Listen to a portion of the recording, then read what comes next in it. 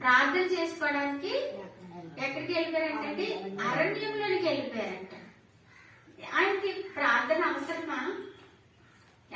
ఆయనే కదా, ఆయనకే కదా ఇప్పుడు మనం ప్రార్థన చేస్తున్నాం, ఎస్ఏఆ సహాయం చేయి, ఎస్ఏఆ సహాయం చేయి అని అంటున్నాం కదా.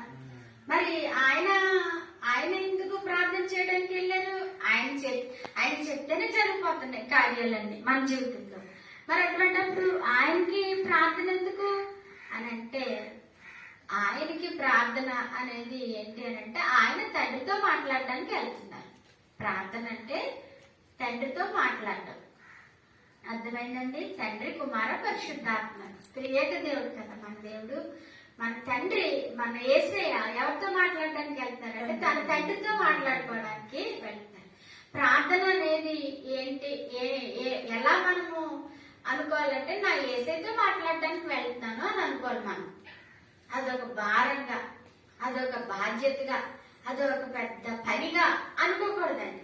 నా యేసయ్యతో మాట్లాడడానికి వెళ్తున్నాను నేను అని అనుకోవాలి మనం. ప్రార్థన అంటే యేసయ్యా అని చక్కగా తల్లి పిల్లలు మాట్లాడుకుంటారు కదా అలాగా, స్నేహితులు మాట్లాడుకుంటారు కదా అలాగా, ఇంకా మీ అనుబంధాలు ఏమైతే ఉన్నాయో ఒక మంచి ఒక అనుబంధంతో మాట్లాడినట్టుగా దేవునితో మనం మాట్లాడాలండి. అది ప్రార్థన. యేసయ్య ఎందుకు వెళ్ళేవారు? అందరూ తన చుట్టూ ఉండేవారు కదా. ఎప్పుడు ఆయన స్వస్థతలు, అద్భుతాలు, పైన అద్భుతాలు చదువుతాం, అన్ని అద్భుతాలు చేసే దేవుడే కదా. మరలా వెళ్ళి అద్భుతాలు జరిగిపోతున్నాయి, కార్యాలు జరిగిపోతున్నాయి, ప్రార్థనలు ఎందుకు చెయ్యాలి అని అంటే, ఆయన తన తండ్రితో మాట్లాడకుండా ఉండలేదు. ఆయన తన తండ్రితో మాట్లాడకుండా ఉండలేదు, మాట్లాడాలి. అందరుంటే మాట్లాడగలరా?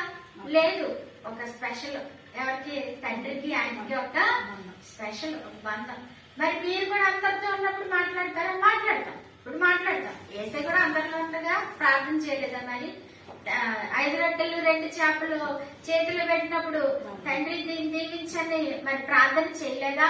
లేకపోతే లాజరు బయటికి రా అని అన్నప్పుడు తండ్రికి ప్రార్థన చేయలేదా? చేశారు. అది అందరిలో ఉన్నప్పుడు ప్రార్థన, కానీ ఏకాంత ప్రార్థన. తన తండ్రితో తన హృదయాన్ని అంతా విప్పుకొని మాట్లాడుకునే సమయం అది. అలాగే మనము కూడా మన జీవితంలో ప్రతి వ్యక్తి కూడా ఏం కలిగి ఉండాలంటే, ఏకాంత ప్రార్థన కలిగి ఉండాలండి. ప్రతి విషయాన్ని మనము దేవుడితో ఎప్పుడు చెప్పుకోగలుగుతామంటే, ఒంటరిగా ఉన్నప్పుడు.